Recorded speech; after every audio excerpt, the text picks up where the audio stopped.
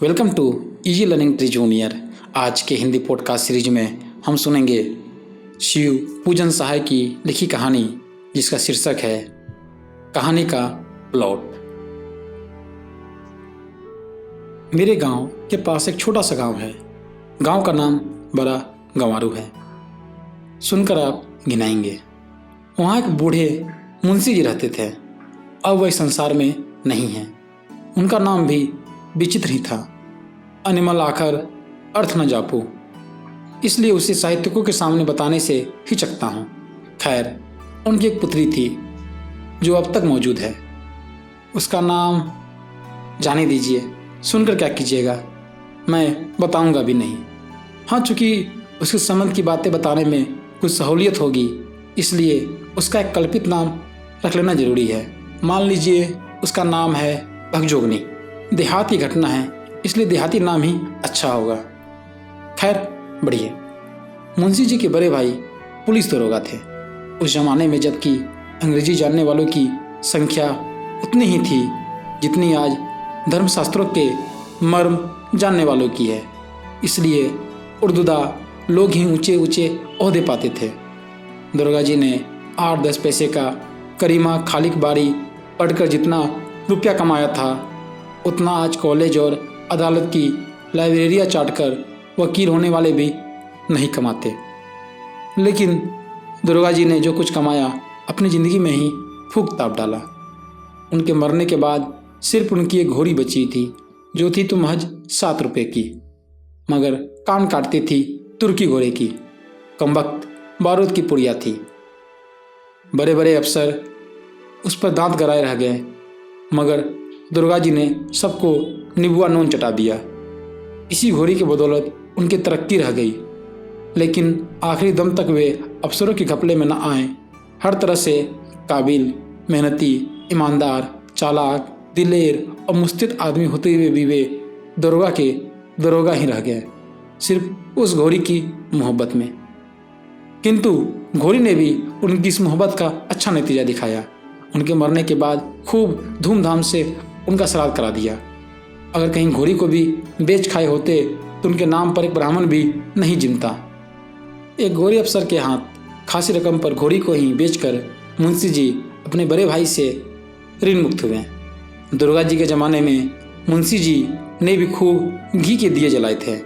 गांजे में बढ़िया से बढ़िया इत मलकर पीते थे। चिलम कभी ठंडी नहीं होने पाती थी। 1 जून 32 बटेर और 14 चपातियाँ उड़ा जाते थे। नथनी उतारने में तो दरोगा जी के भी बड़े भैया थे। हर साल एक नया जलसा हुआ ही करता था। किंतु जब बहिया बह गई तो चारों ओर उजाड़ नजर आने लगा। दुर्गा जी के मरते ही सारी अमीरी घुस गई। चिलम के साथ साथ चूल्हा चक्की भी ठंडी हो गई।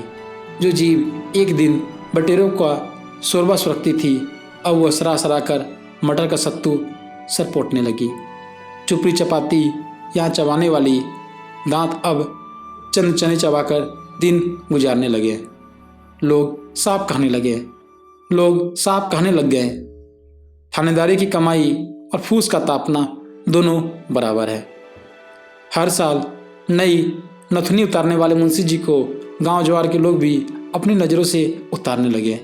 जो मुंशी जी चुल्लू के चुल्लू इत्र लेकर अपनी पोशाक में मला करते थे, उन्हीं के अब अपनी रूखी सूखी देह में लगाने के लिए चुल्लू भर करवा तेल मिलना भी मुहाल हो गया। शायद किस्मत की फटी चादर का कोई रफूगर नहीं है। लेकिन जरा किस्मत की दोहरी मार तो देखिए। दरोगा जी के ज़माने में मुंशी जी के 4-5 लड़के हुए, पर सब के सब सुबह के चिराग हो गए। जब बेचारे की 5 उंगलियां घी में थी तब तो कोई खाने वाला ना रहा, और जब दोनों टांगे दरिद्रता के दलदल में आ फंसी और ऊपर से बुढ़ापा भी कंधे दबाने लगा, तब कोड में खाज की तरह एक लड़की पैदा हो गई। और तारीफ यह कि मुंशी जी की बदकिस्मती भी दुर्गा जी के घोड़ी से कुछ कम स्थावर नहीं थी। सच पूछिए तो इस तिलक दहेज के ज़माने में लड़की पैदा करना ही बड़ी भारी मूर्खता है।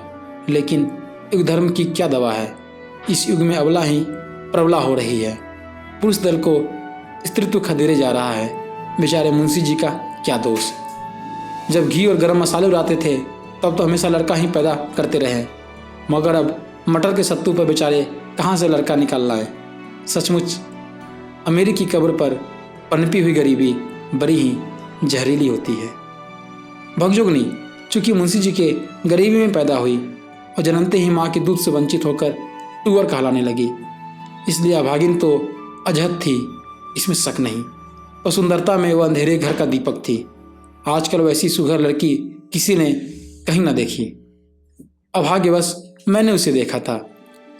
जिस दिन पहले पहल उसे देखा वह करीब 11-12 वर्ष की थी, पर एक ओर उसकी अनोखी सुघराई और दूसरी ओर उसकी दर्दनाक गरीबी देखकर सच कहता हूँ कलेजा कांप गया। यदि कोई भावुक कहानी लेखक या सहृदय कवि उसे देख लेता तो उसकी लेखनी से अनायास करुणा की धारा फूट निकलती, किंतु मेरी लेखनी में इतना जोर नहीं कि उसकी गरीबी के भयावने चित्र को मेरे हृदय पट से उतारकर सरोज के इस कोमल दल पर रख सके। और सच्ची घटना होने के कारण केवल प्रभावशाली बनाने के लिए मुझसे भड़कीली भाषा में लिखते भी नहीं बनता। भाषा में गरीबी को ठीक ठीक चित्रित करने की शक्ति नहीं होती, भले ही वह राजमहलों की ऐश्वर्य लीला और विशाल वैभव का वर्णन करने में समर्थ हो। आह, बेचारी उस उम्र में भी कमर में सिर्फ एक पतला सा चिथड़ा लपेटे हुए थी, जो मुश्किल से उसकी लज्जा ढकने में समर्थ था। उसके सिर के बाल तेल बिना पूरी तरह बिखर कर बड़े डरावने हो गए थे। उसकी बड़ी बड़ी आंखों में एक अजीब ढंग की करुण कातर चितवन थी। दरिद्रता राक्षसी ने सुंदरता सुकुमारी का गला टीप दिया था। कहते हैं प्रकृति सुंदरता के लिए कृत्रिम श्रृंगार की जरूरत नहीं होती, क्योंकि जंगल में पेड़ की छाल और फूल पत्तियों से सजकर शकुंतला जैसी सुंदरी मालूम होती थी, वैसी दुष्यंत के राजमहल में 16 श्रृंगार करके भी वो कभी न फबी। किंतु शकुंतला तो चिंता और कष्ट के वायुमंडल में नहीं पली थी। उसके कानों में उदर दैत्य का कर्कश हाहाकार कभी न गूंजा था और शांति और संतोष की गोद में पलकर सयानी हुई थी। और तभी उसके लिए महाकवि की शैवाल जाल लिप्त कमलिनी वाली उपमा उपयुक्त हो सकी। और भगजोगनी तो गरीबी की चक्की में पिसी हुई थी, भला उसके सौंदर्य कब खिल सकता था। वह तो दाने दाने को तरसती रहती थी, एक बित्ता कपड़ा के लिए भी मोहताज थी। सिर में लगाने के लिए एक चुल्लू अलसी का तेल भी सपना हो रहा था। महीने के एक दिन भी भरपेट अन्न के लाले पड़े थे। भला हड्डियों के खंडर में सौंदर्य देवता कैसे टिके रहते हैं। उफ, उस दिन मुंशी जी जब रो रो कर अपना दुखड़ा सुनाने लगे तब कलेजा टूक टूक हो गया। कहने लगे, क्या कहूँ बाबू साहब, पिछले दिन जब याद आते हैं तब गस आ जाता है। ये गरीबी की तीखी मार इस लड़की की वजह से और भी अखरती है। देखिए इसके सिर के बाल कैसे खुश्क और गोरख धंधारी हो रहे हैं। घर में इसकी माँ होती तो कम से कम इसके सिर तो जुओं का अड्डा ना होता। मेरी आंखों की जोत अब ऐसी मंद पड़ गई कि जुए सुस्ते नहीं, और तेल तो एक बूंद भी मयस्सर नहीं। अगर अपने घर में तेल होता तो दूसरे के घर जाकर भी कंघी चोटी करा लेती। सिर पर चिड़ियों का घोंसला तो ना बनता। आप तो जानते हैं छोटा सा गाँव है, कभी साल छमासे में किसी के घर बच्चा पैदा होता है तो इसके रूखे सूखे बालों के नसीब जागते हैं। गांव के लड़के अपने अपने घर भरपेट खाकर जो झोलियों में चबना लेकर खाते हुए घर से निकलते हैं तो यह उनकी बाट जोहती रहती है, उनके पीछे पीछे लगी फिरती है, तो भी मुश्किल से दिन में 1-2 मुट्ठी चबना मिल पाता है। खाने पीने के समय किसी के घर पहुंच जाती तो इसकी ढीठ लग जाने के भय से घरवालियाँ दुरदुराने लगती हैं। कहाँ तक अपनी मुसीबतों का बयान करो भाई साहब। किसी की दी हुई मुट्ठी भर भीख लेने के लिए इसके तन पर फटा आंचल भी तो नहीं है। इसकी छोटी उंगलियों में ही जो कुछ अट जाता है उसी से किसी तरह पेट की जलन बुझा लेती है। कभी कभी एक आध फाँका चना चबेना मेरे लिए भी लेती आती है। उस समय हृदय दो टूक हो जाता है।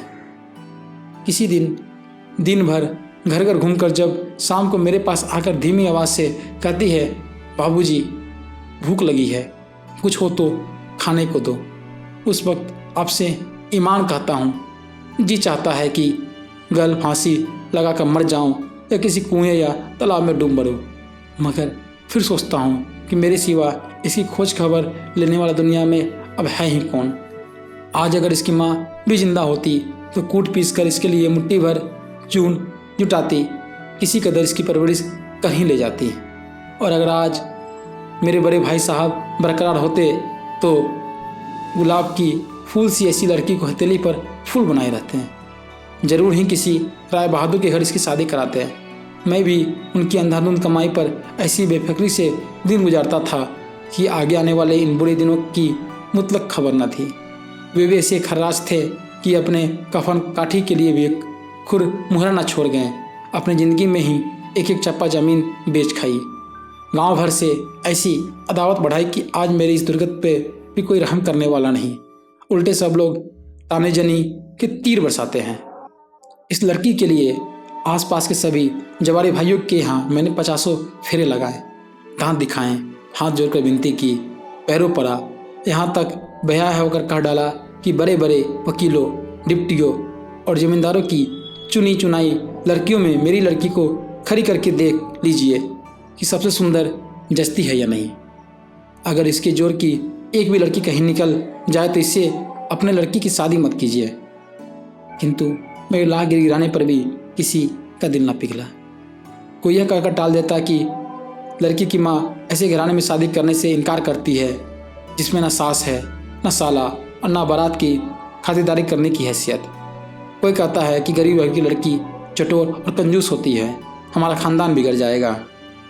ज़्यादातर लोग यही कहते मिले कि हमारे लड़के को इतना तिलक दहेज मिल रहा है तो भी हम शादी नहीं कर रहे हैं, फिर बिना तिलक दहेज की तो बात भी नहीं करना चाहते हैं। इस तरह जितने मुंह उतनी बातें सुनने में आई। महज मामूली हैसियत वालों को भी 500 और 1000 तिलक दहेज फरमाते देखकर जी कुड़ जाता है, गुस्सा चढ़ जाता है। मगर गरीबी ने तो ऐसा पंख तोड़ दिया कि तरफरा भी नहीं सकता। सारे हिंदू समाज के कायदे भी अजीब ढंग के हैं। जो लोग मोल भाव करके लड़की की बिक्री करते हैं वे भले आदमी समझे जाते हैं, और कोई बेचारा गरीब उसी तरह मोल भाव करके लड़की को बेचता है तो कमीना कहा जाता है।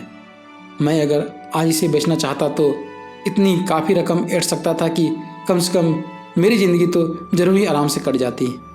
लेकिन जीते जी हरगिज एक मक्खी भी न लूँगा, चाहे यह कंवारी रहे या सियानी होकर मेरे नाम हंसाए। देखिए ना, सियानी तो करीब करीब हो ही गई है, सिर्फ पेट की मार से वो कसने नहीं पाती, बढ़ंती रुकी हुई है। अगर किसी खुशहाल घर में होती तो अब तक फूट कर सियानी हो जाती। बदन भरने से ही खूबसूरती पर भी रोगन चढ़ता है, और बेटी की बाढ़ बेटे से जल्दी होती भी है। अब अधिक क्या कहूँ बाबू साहब, अपनी ही करनी का नतीजा भोग रहा हूँ। मोतियाबिंद, गठिया और दम्मा ने निकम्मा कर छोड़ा है। अब मेरे पछतावे के आंसू में भी ईश्वर को पिघलाने का दम नहीं है। अगर सच पूछिए तो इस वक्त सिर्फ एक ही उम्मीद पर जान अटकी हुई है। एक साहब ने बहुत कुछ कहानी सुनने से इसके साथ शादी करने का वादा किया है। देखना है कि गांव के खोटे लोग उन्हें भी भड़काते हैं या मेरी झांझरी नैया को पार लगाने देते हैं। लड़के की उम्र कुछ करी जरूर है, 41-42 साल की, मगर अब इसके सिवा कोई चारा भी नहीं है। छाती पर पत्थर रखकर अब अपने राज को किला को। इसके बाद मुंशी जी का गला रूठ गया, बहुत बिलख कर रो उठे। भगजोगनी को गोद में बिठाकर फूट फूट कर रोने लग गए। अनेक प्रयत्न करने पर भी मैं किसी प्रकार उनको आश्वासन न दे सका। जिसके पीछे हाथ धोकर बाम विधाता पड़ जाता है, उसे तसल्ली देना ठट्ठा नहीं है। मुंशी जी की दास्तान सुनने के बाद मैंने अपने कई कमारे मित्रों से अनुरोध किया कि उस अलौकिक रूपवती दरिद्र कन्या से विवाह करके एक निर्धन भाई का उद्धार और अपने जीवन को सफल करें, किंतु सबने मेरी बात अनसुनी कर दी। ऐसे ऐसे लोगों ने भी आनाकानी की जो समाज सुधार संबंधी विषयों पर बड़े शान गुमान से लेखनी चलाते हैं। यहाँ तक कि प्रौढ़ावस्था के रड़ुए मित्र भी राजी ना हुए। आखिर वही वहाँ से डोला काट कर भगजोगनी को अपने घर ले गए और वहीं शादी की। कुल रस्में पूरी करके मुंशी जी को चिंता के दलदल से उबारा। बेचारे मुंशी जी की छाती से पत्थर का बोझ तो उतरा, मगर घर में कोई पानी देने वाला भी ना रह गया। बुढ़ापे की लकड़ी जाती रही, देह लच गई। साल पूरा होते होते अचानक टन बोल गए। गांव वालों ने गले में घड़ा बांधकर नदी में डुबा दिया। भगजोगनी जीती है, आज वो पूर्ण युवती है। उसका शरीर भरा पूरा और फूला फला है। उसका सौंदर्य उसके वर्तमान नवयुवक पति का स्वर्गीय धन है। उसका पहला पति इस संसार में नहीं है, दूसरा पति है उसका सौतेला बेटा। हिंदी पॉडकास्ट के नए अंक में फिर आपसे मुलाकात होगी। तब तक के लिए धन्यवाद। हमारे चैनल से जुड़े रहने के लिए एवं हमारा उत्साहवर्धन के लिए इस चैनल को सब्सक्राइब करें, साथ ही कमेंट, लाइक एवं शेयर करना ना भूलें। धन्यवाद।